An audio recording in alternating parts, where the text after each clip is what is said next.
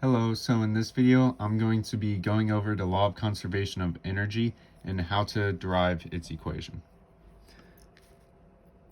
So the law of conservation of energy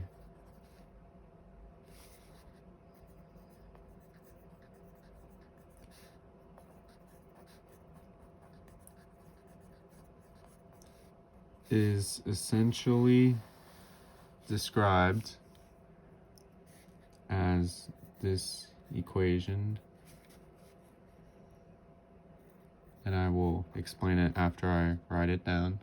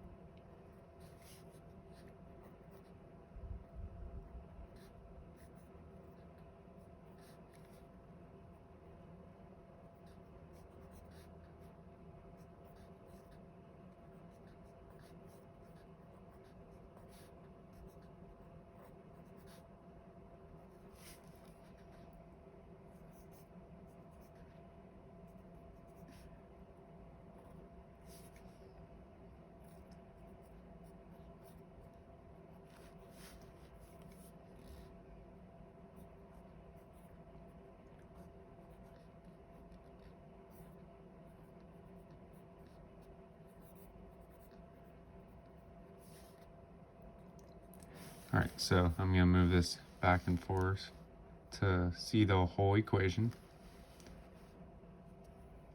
All right, so essentially what we are saying is, so this U is the internal energy. This GZ is the potential energy.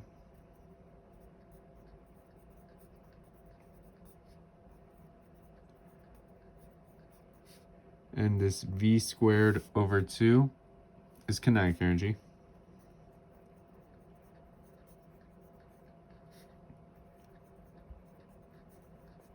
This Q right here is small amount of heat.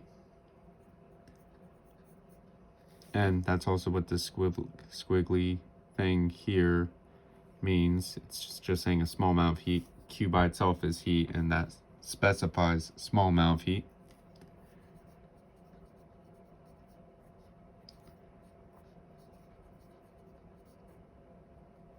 And this W is work.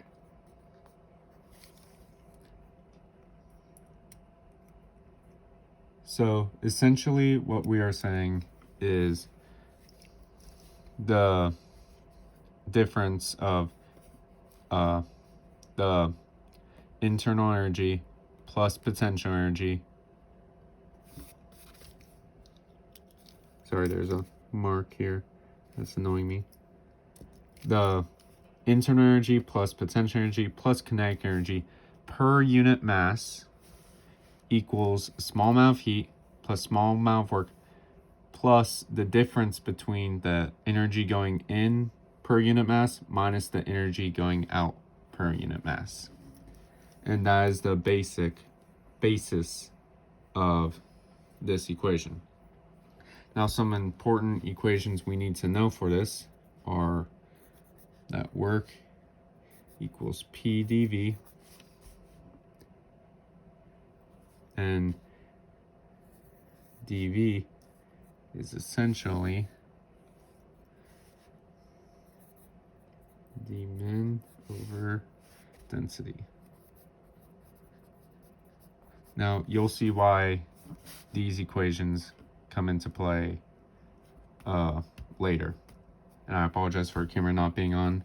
It's hard to see what is being recorded on it. So essentially, pretty much a general picture of what we might see for this law of conservation of energy could be something such as this. So you have some type of object going into the system. This is d min, dmin, not demon.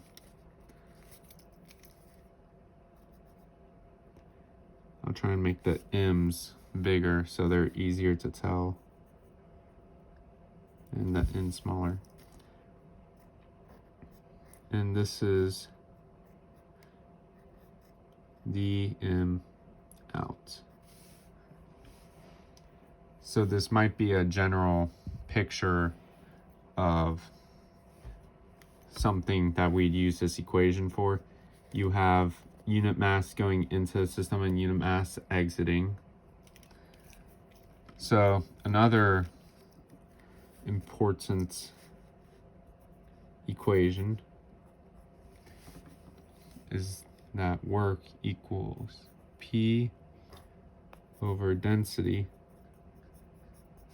times dm in, and that's derived from substituting this in for dV right here. And this is described as flow work.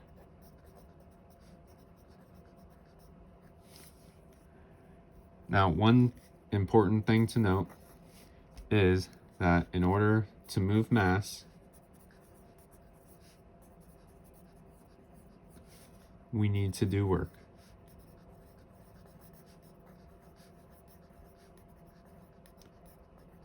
And that is very important when deriving this equation. So now, when we substitute everything in, we will eventually get, this might take a while because I have to essentially rewrite the equation.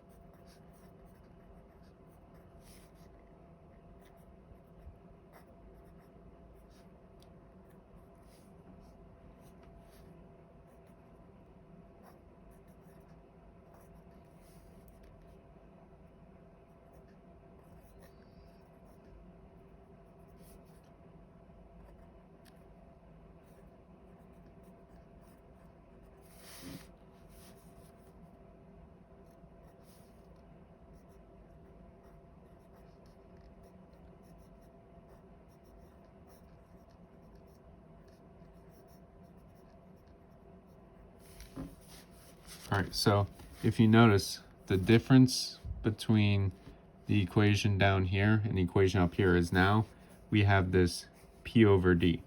And that is derived from this work here. Since we are moving mass, we have to include that in the thing. And this capital D, I should have noted above, but this capital D is density. So we have this pressure over density as the work. So that is how you derive the equation for law of conservation of energy.